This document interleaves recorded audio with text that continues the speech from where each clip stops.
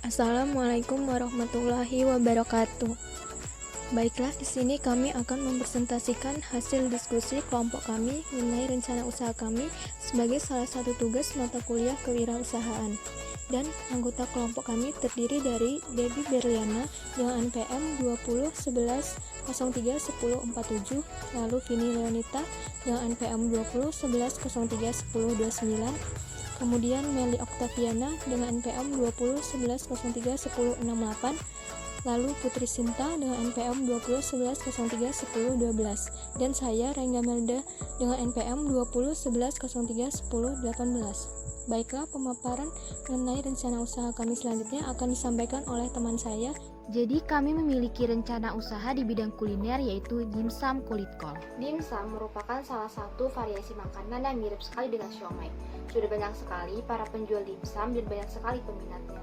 Namun kami melihat bahwa sajian dari dimsum yang dijual antara penjual satu dan penjual lainnya selalu sama atau tidak bervariasi. Oleh karena itu, kami membuat inovasi dimsum dengan mengganti kulit dimsum menggunakan sayuran kubis agar lebih sehat. Dan isiannya juga kami buat bervariasi, yaitu isi ayam, tahu, bakso, dan juga sosis.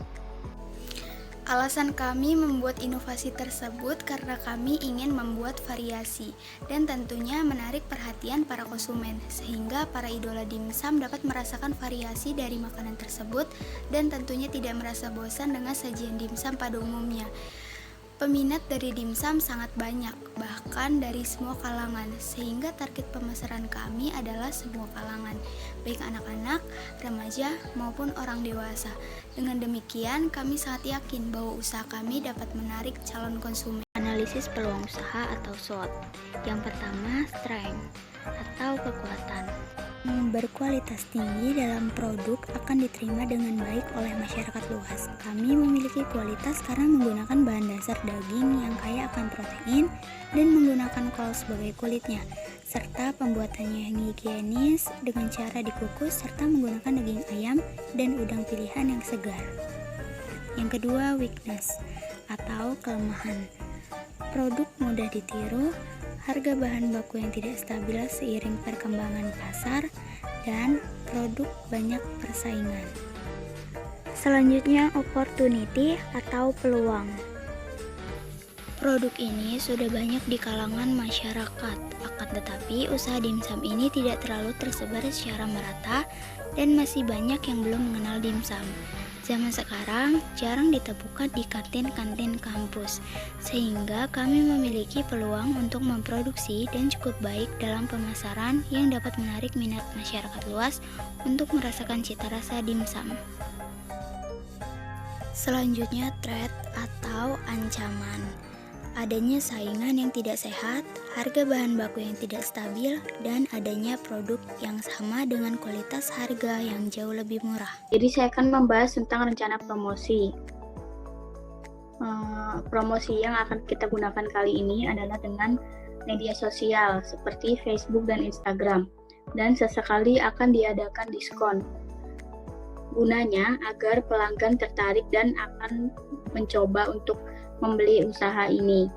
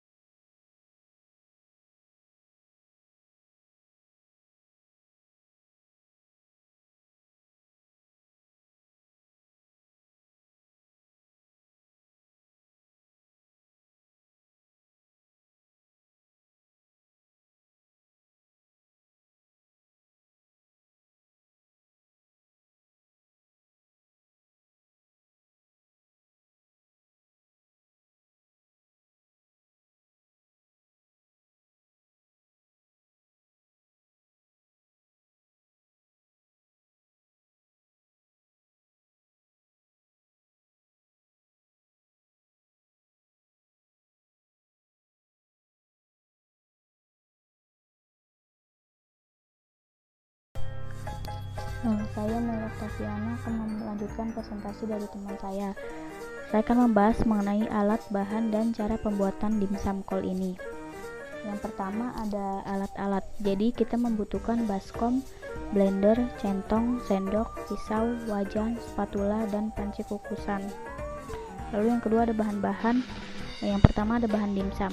Kita membutuhkan 250 gram dada ayam, 1 buah wortel parut, 1 butir telur, 1 sendok teh garam, 1/4 lada bubuk, 1 sendok makan kecap asin, 1 sendok makan minyak wijen, 2 sendok makan saus tiram, setengah sendok teh kaldu jamur, 2 sendok makan tepung tapioka, 2 batang daun bawang, dan 2 siung bawang putih.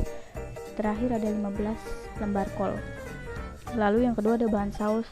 Kita membutuhkan 3 siung bawang putih, 1 siung bawang merah, 3 buah cabai keriting, 3 buah cabai rawit, cabai kering, lalu 1/4 sendok teh garam, 1/4 sendok teh gula, setengah sendok teh kaldu jamur, 5 sendok makan saus sambal, 5 sendok makan saus tomat, 500 ml air, 1 sendok makan minyak kayu, dan yang terakhir ada 1 sendok makan tepung maizena. Yang terakhir ada cara pembuatan. Cara pembuatan dimsum yaitu yang pertama siapkan alat dan bahan, lalu haluskan dada ayam, telur, dan bawang putih menggunakan blender. Selagi menghaluskan bahan, kukus sebentar kol. Setelah halus, campurkan semua bahan dimsum dalam baskom, bungkus adonan dimsum dengan kol, dan yang terakhir kukus dan kemudian sajikan. Lalu yang kedua ada cara pembuatan saus.